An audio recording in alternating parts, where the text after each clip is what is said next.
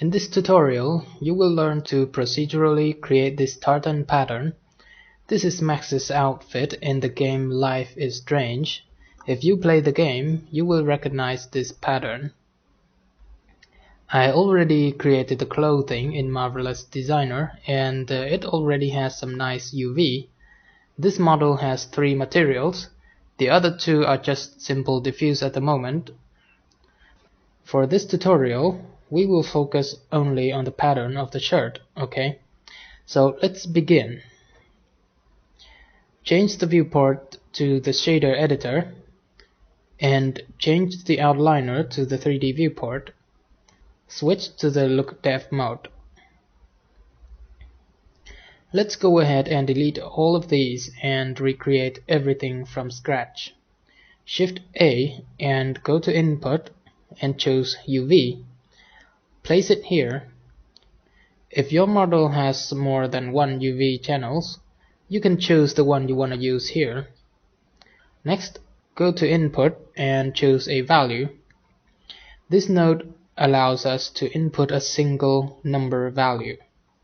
Next, go to Color and Mix RGB node. Place it here and connect the UV to the first slot and the value to the second slot. Increase the factor to 1 and change the mode to multiply. But hold up, this output is blue.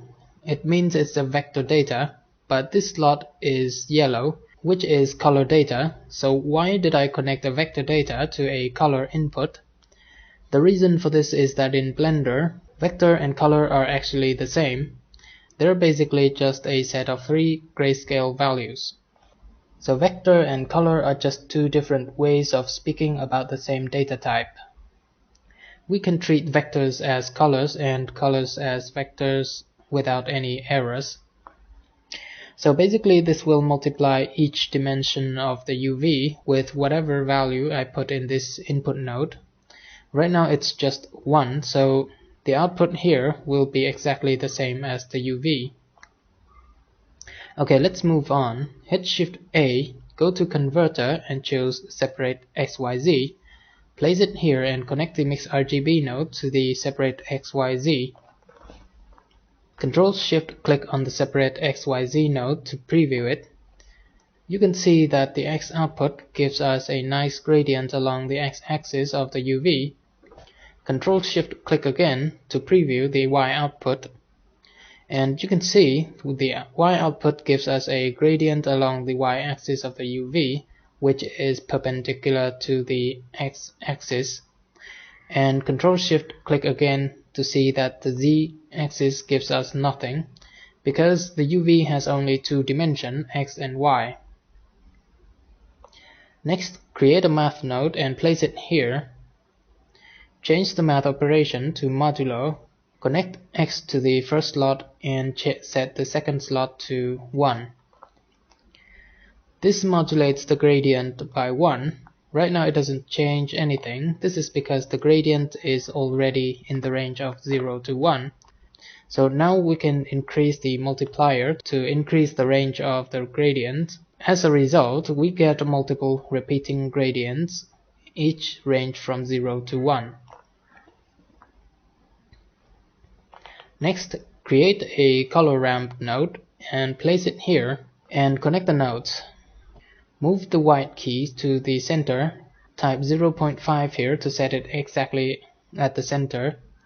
Click on the plus icon here to add another key. Move it all the way to the right and change the color to black.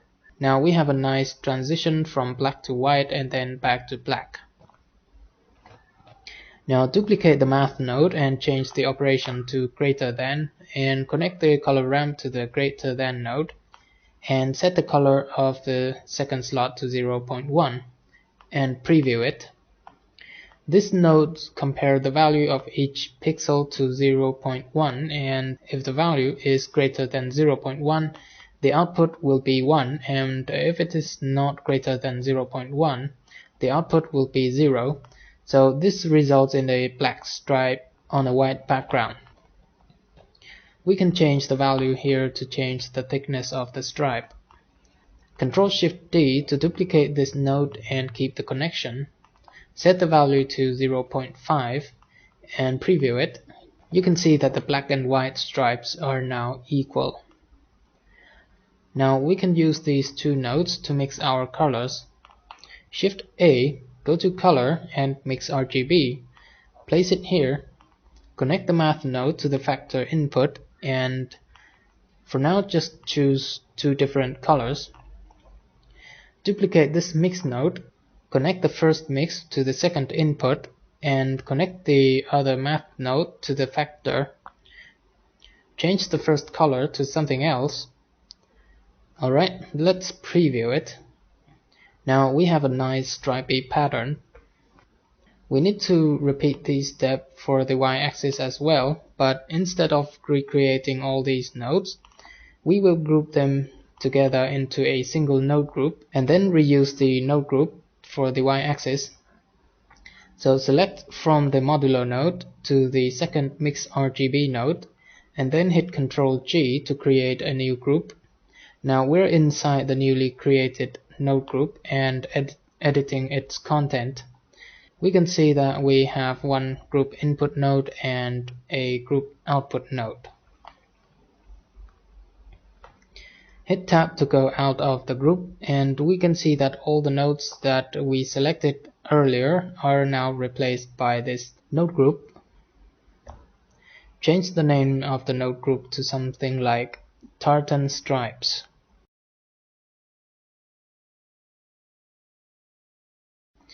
And now we can Shift D to duplicate this and connect the y-axis to it and get a horizontal pattern.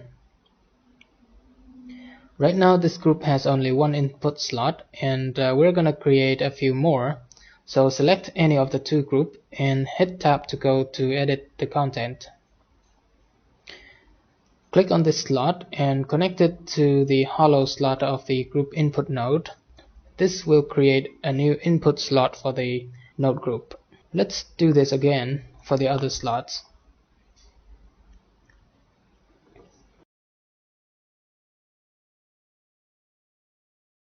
Okay, now we have 3 grayscale inputs and 3 color inputs. The next thing to do is to rename them to something more understandable.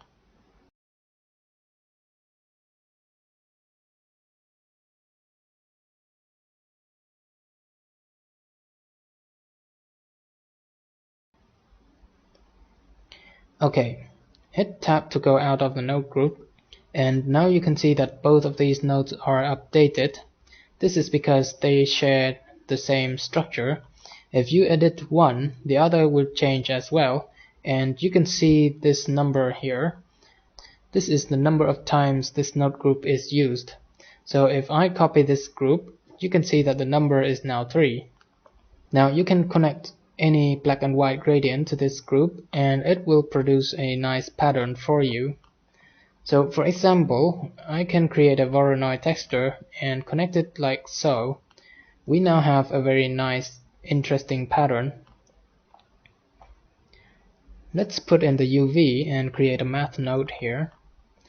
Change the operation to multiply and increase the number. Now we have an even more interesting pattern. Shift A, create another Mix RGB node and place it here. Change the mode to multiply and set the factor to 1. Now connect these two to combine the two patterns.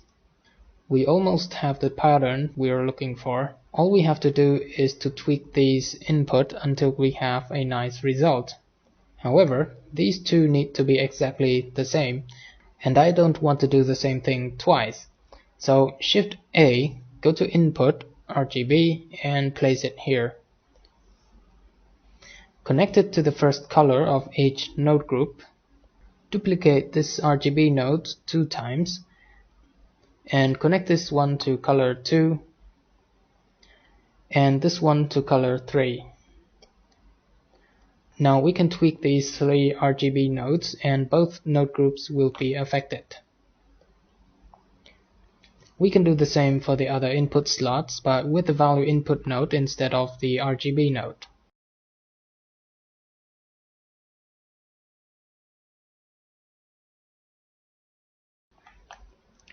Now we have a fully customizable pattern for us to play with, and play with it is exactly what we're gonna do next.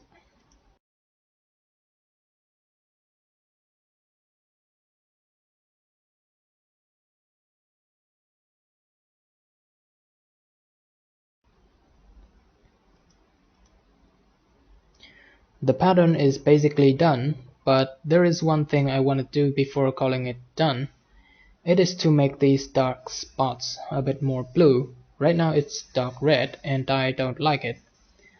So bring up the add menu, go to color and choose RGB curve. Go to the blue tab and bring up the root a little bit and lower the center a bit like so. Now these spots are a bit too purple and I want them blue instead, so go to the green tab and increase the green just a tiny bit and lower the center a tiny bit as well. And there we go. The pattern is now done.